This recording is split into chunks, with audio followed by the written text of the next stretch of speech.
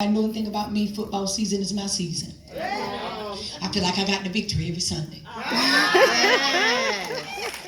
went home and I made my husband some appetizers and all his little favorite hors d'oeuvres, and we had them put on our PJs and we was on the couch getting ready. And my phone rung and, Pastor, can you pray with me? No. Huh? It was shock therapy. I call that shock therapy. What you say, Pastor? I said no. Because while I was preaching at church, that was your time to get it. Yes. And now I'm enjoying my family, and I am not gonna disrupt my husband's time to deal with you when you rejected it at church. Now you go on, come to Bible study on Wednesday, and we'll pray. But we will not pray right now. Bad pastor, y'all think, but listen, sometimes you gotta meet people where they are and let them know. Listen, the gospel is not to be toyed with. Because the Spirit of God ain't on me. I'm already in my pajamas. I can't help you. My mind on the football game. I can't pray right now. I'm not a monkey, a jack in the box. You better get it while the Spirit of the Lord is on me, because after that, baby, ain't no telling what I'm doing and saying. Because when the football come on, ain't no Spirit on me.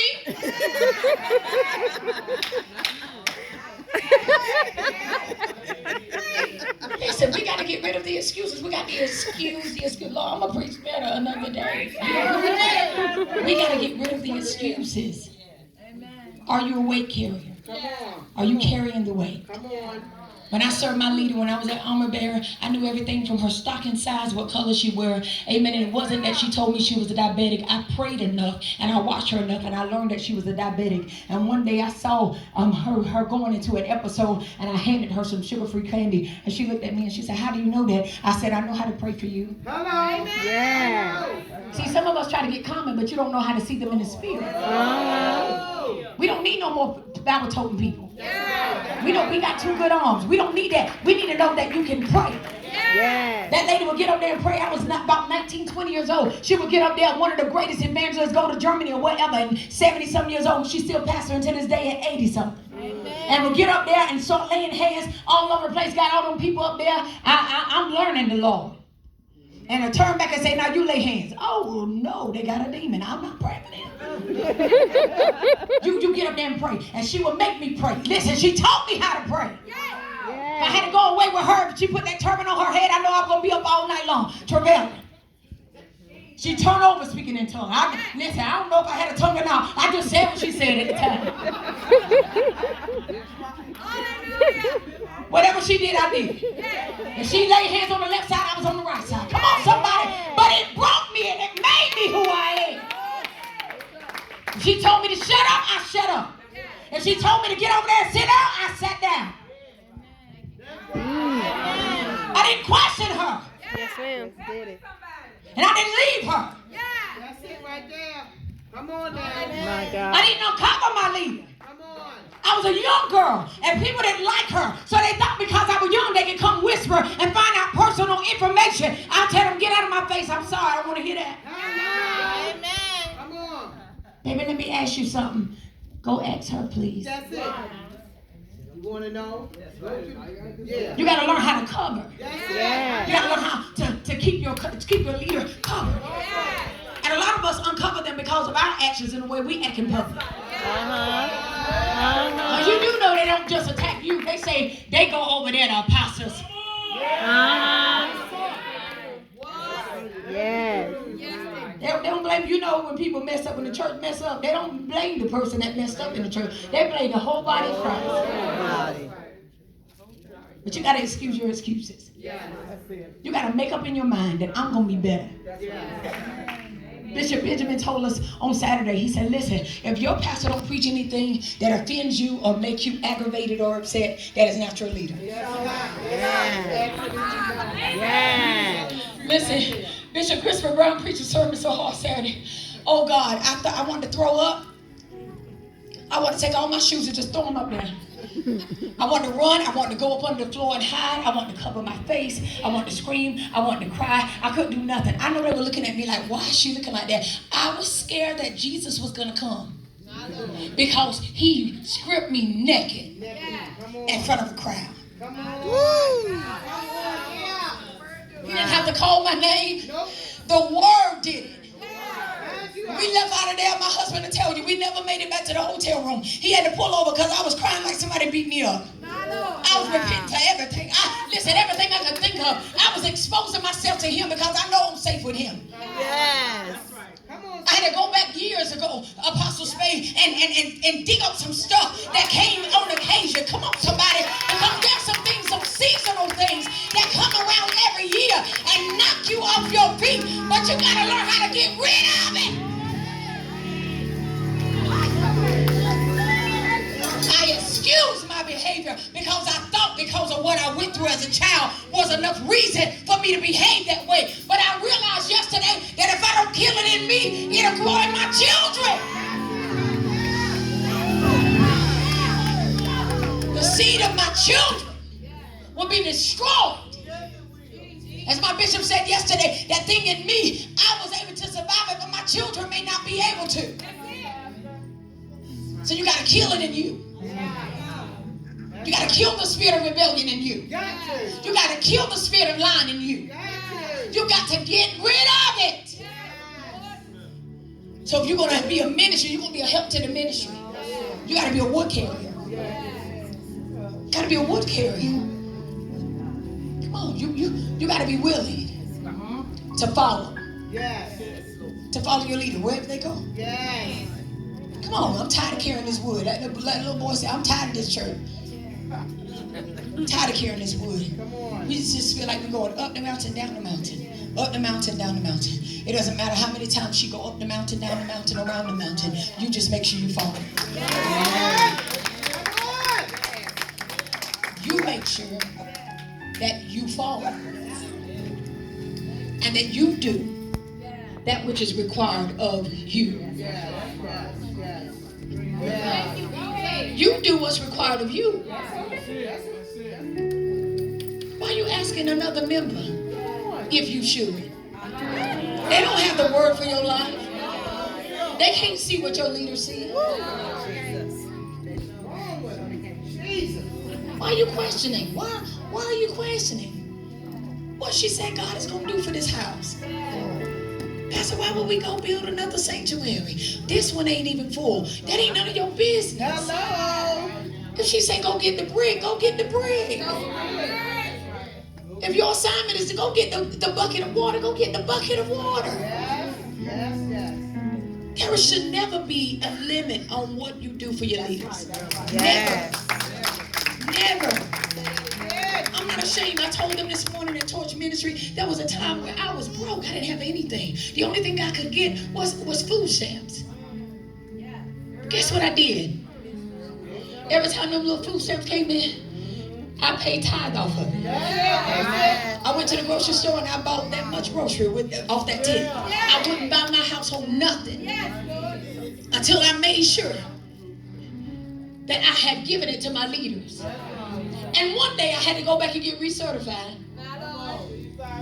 And I was ineligible. See, y'all missed it just like my church did. Because if that means I'm ineligible, that means God had given increase.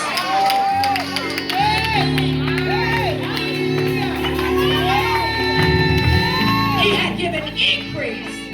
He had given more than enough. Well, I no longer need the services of DSS. Because now I have my own money. Y'all ain't ready. You got to learn how to, my late Bishop J.C. Bryant said you can give your way out of poverty. And you can. But you got to give. I'm just going to pay my assessment. No, go over your assessment. My pastor got a lie. She better off than me. You don't know what she better off than.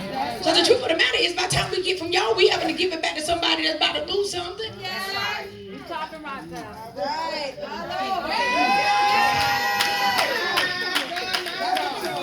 Stop counting your leader's coin. She suffered for this. She went without for this. She got lied on for this. You bit her hand for this.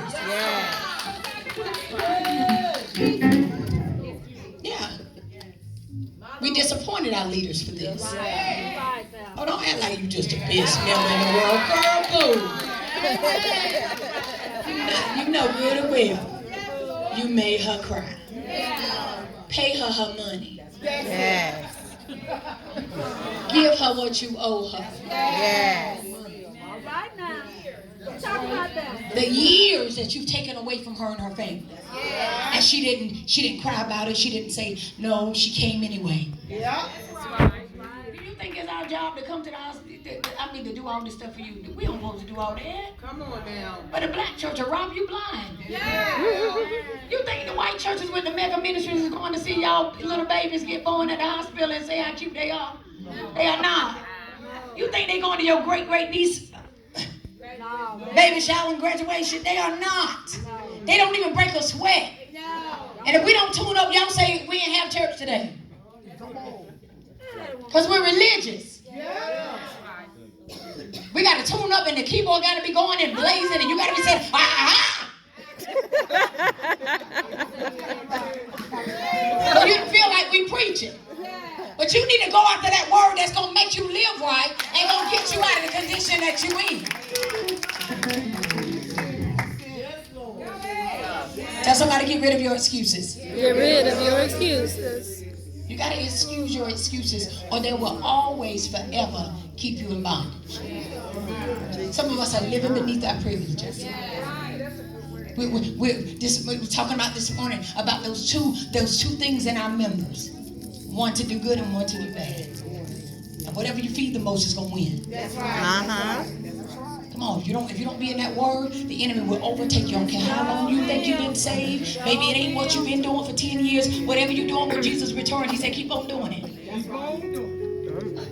You can get right here at the 10-year mark and miss God. Yes. You got to be sold out to him. Every time a memory come up in my head where it caused pain, I go right back. God, I forgive them for what they did. God ain't gonna let this stay in me now. You got to learn how to forgive people without their permission. Yes. Stop waiting on somebody to come and apologize. Yes. Give them without permission. Yes. Yes. Forgive them. Move on. Feed them. Take care of them. The Bible says feed your enemies. Love your enemies as yourself. See, we're so quick to run and cast people down and say, listen, if you're doing it, stop it. All this Facebook stuff where a preacher get caught up and then we go sharing it. How you going? All right. The Bible says that the devil is the accuser of the saints. How are you going to come into agreement with Satan?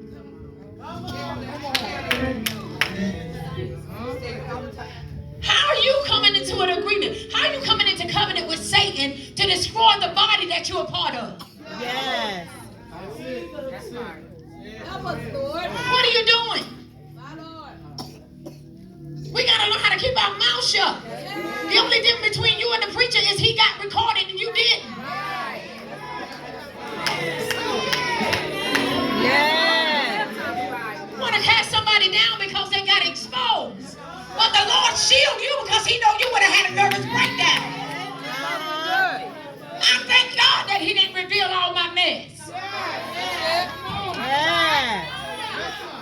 So before you cast somebody down, you got to consider yourself. Least you fall. Consider you. That stuff may not fall on you, but it'll fall on your children. You got to shut your mouth. Think about how you would feel if everybody was attacking your cute little Johnny. We're so quick to judge people and so quick to cast people down to remember they past. Told the devil this morning, honey, remember no more, because I ain't going back there, not never. You might as well forget it. That ain't my life. We got to get rid of our excuses. Well, they did it to me first. So what? Aren't you a part of the kingdom? Shouldn't you be eating meat by now? Aren't you tired of Similac?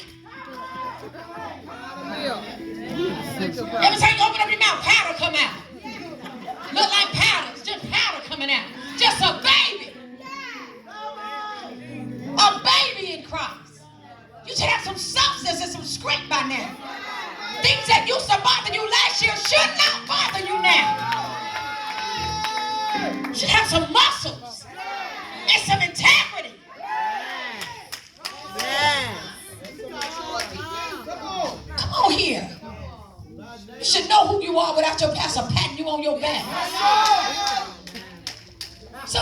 should do in secret anyway so the Lord can reward you openly. Don't you drink water at your house? Don't you use tissue when you go to the bathroom? Why the church got to buy it? You buy it. Amen. Your kid go to the bathroom 5 times in a 2-hour service.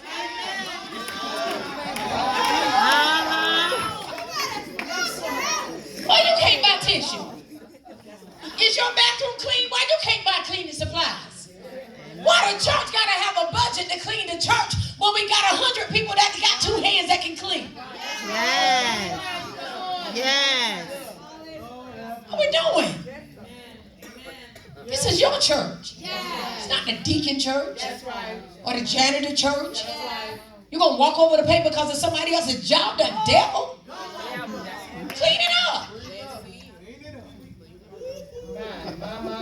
Gotta get rid of the excuses, y'all. Listen. Come on. We're going to be water carriers. We're going to be about this life. Come on, if you're going to stand with your pastor, stand on your feet. I say, stand on your feet. If you're going to stand with your pastor.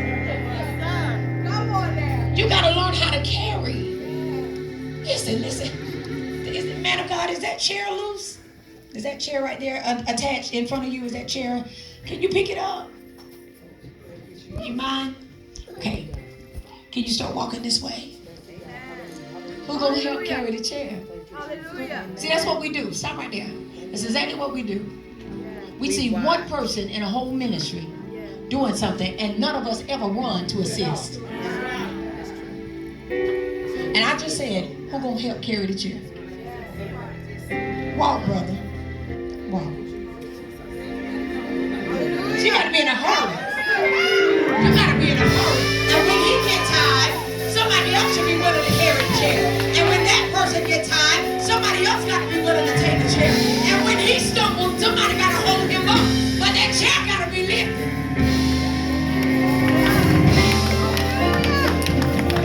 Let's stop right there. Thank you.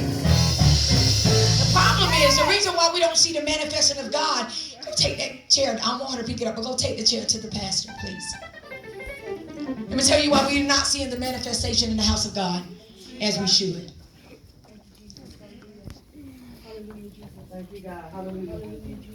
Let me show you why. Just set it right there beside her, please. Just set it beside her. The reason why we aren't seeing the manifestation of God is because the thing that you're supposed to be carrying, you drop it in the lap of the leader to carry. Wow. The only thing she's supposed to do when she comes in this house is preach. Amen. If she got to come in the house and she got to straighten this up and she got to put out a wildfire over here, you're taking her off the wall. Yes. And her hands are becoming idle to something else. And if she's having to look down and try to figure out how to lift all this by herself, the enemy is penetrating the wall, which puts you in danger. Because the leader is supposed to be up on the wall, seeing. Come on. You do remember the man of God where they try to distract him and tell him to come down. He said, I'm doing a good work. I can't Nehemiah said, I ain't coming down. This is your Nehemiah. This is your Moses. Yes. And if she's having to try to figure out how she's going to lift this chair and how she's going to move it from that place to that place, then there is something that's going to go lacking because she's going to be tired carrying when it's your job to carry. She should be pointing and giving direction, and you should be running to get it done. Yes. When are you going to lift the burden off your leader? My God. Listen, this ain't nothing in my notes, but I hear God. That's the Holy Ghost. That's right. You got to learn how to lift the weight off your leader. You got to learn how to give. Give. Jesus. Why does it need to be an anniversary for you to give? Slip something in her hand and keep on going. Don't you dare get in here now. I gave Pastor $100. Shut your mouth. Give her the money and go on. Slide it beside her. When she go by the offering, honey, slide in her hand and keep on going. Don't you tell her so what you did for your leader. You don't need no announcement. That little girl over there, if she found out somebody did something for us, I promise you. One member brought me a laptop because I really needed one. She got jealous. So she went and bought Pastor Raymond one. She said, ain't nobody going to outdo me in this ministry when it comes to my leaders. Listen, that's the mentality you should have. and treat your leader better than you. Amen. And your leader should not have to go to a visiting church to get treated like royalty when she feeds you every week. Yes.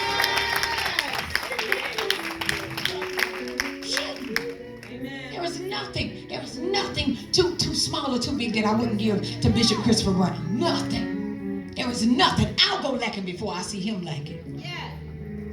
We will. Is that right? Yes, it is. Because I got to use his money. I want my leaders to be blessed. I want to take the load off. There are times when we'll call him, Bishop, what can we pray for? What do we need to be praying for? What do you need from the Lord? So we can forget about us and pray for you this week. What can I give you? What do you want? What do you want, sir? The Lord started changing my prayer concerning my leader. He said, pray and go ahead and start thanking me for paying their deed. I'm going to give you a seed that will pay their deed. So I started praying that, God, I thank you for the seed that's going to pay their deed. Because listen, if God going to give me the seed to pay their deed, he going to give me more than enough. Because he going to take care of me too. So you got to forget about yourself. You need to be selfish towards you for a season. Say it. I'm going to plant this seed right here directly to my leader for the next 6 months. And I don't care what come up, because let me tell you something. When you make that vow, the enemy gonna send everything in to try to dry up what you have, because he don't want you to bless your leader. But purpose it in your heart. For the next 3 months, I'm gonna give this right here to my leader. I promise you that God is not gonna let you outdo him. That's good ground. It is harvest time over here, isn't it? You're going to get it back in more than what you planted. It may not just always be in money, but sometimes God give you tangible things. God will block a sickness you didn't even know was coming. Come on, lift your hands up.